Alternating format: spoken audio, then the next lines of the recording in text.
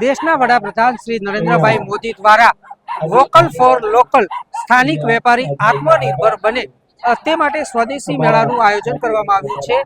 રાજ્યની તમામ નગરપાલિકા દ્વારા સ્વદેશી મેળાનું આયોજન કરવામાં આવ્યું છે। ત્યારે ધાનેરા નગરપાલિકાને આ મેળો ક્યાંક ને ક્યાંક માથાના દુખાવા સમાન લાગતો હોય તેવા દ્રશ્યો સામે આવી રહ્યા છે।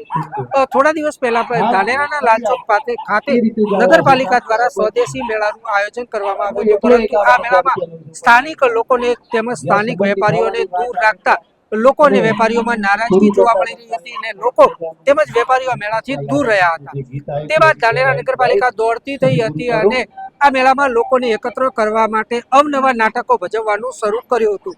ત્યારે આજે ધાનેરા નગરપાલિકા દ્વારા આ જગ્યા પર એક ડાયરાનું આયોજન કરવામાં આવ્યું હતું, જેથી કરીને અહીંયા લોકો એકત્ર થઈ શકે અને મોટી સંખ્યામાં લોકો મેળામાં બતાવી શકાય, પરંતુ લોકોએ ડાયરા તેમજ મેળાનો બહિષ્કાર કર્યો છે અને ડાયરા સ્થળની ખુરશીઓ ખાલી જોવા મળી રહી છે, તેમજ મેળા અંદર લાગેલા સ્ટોલો પણ બંધ જોવા મળી રહ્યા છે। ત્યારે ધાનેરાના એક જાગૃત નાગરિકે નગરપાલિકા સામે સવાલ ઉઠાવ્યો છે કે ધાનેરાના લોકોના ટેક્સમાંથી કેટલા ખર્ચો કરવામાં આવ્યો અને કેટલા રૂપિયાનો ધુમાડો ઉડાડવામાં આવ્યો તે એક મોટો સવાલ છે।